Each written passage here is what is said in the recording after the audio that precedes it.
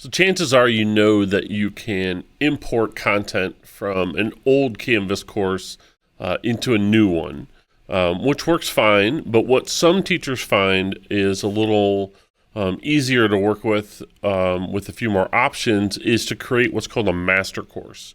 So what I can do is in my Canvas dashboard, I can create a new course. Now this is what's called a manually created course, and it's mine that I own, and it's not affected by end of semesters or end of school years or things like that. It's always there whenever you are ready for it.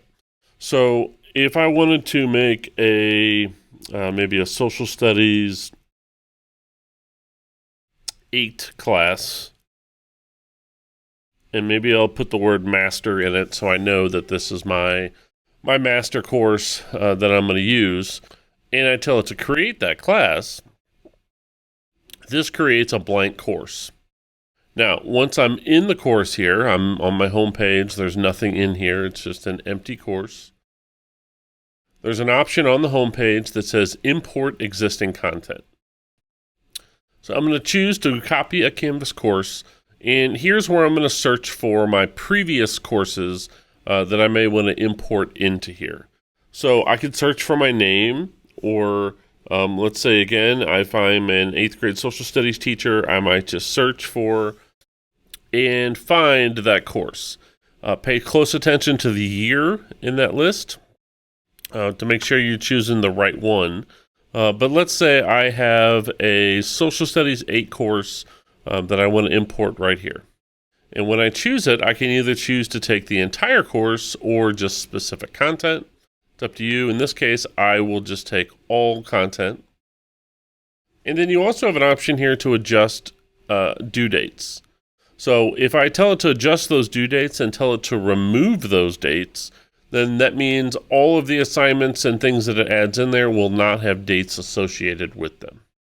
So without dates, then when I import them into the new class, I don't have to worry about importing an assignment that's already ended and giving kids zeros or any of that kind of stuff. So I just tell it to remove the dates and then go ahead and tell it to import.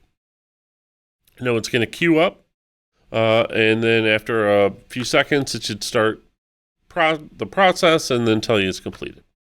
And now if I go home, I have an entire course worth of information that's all been imported right here into my class.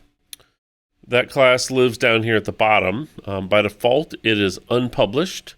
So I can simply go through and find my social studies master class. I can leave it unpublished because there's no students in it. And then anytime I needed to edit something or create something or copy something, I could work out of the master, create the finished product there, and then just copy it to my courses when I'm done with it. So some teachers like to create all of their new materials right here in their master, and then once they have it created, they will simply just copy those things to their other courses.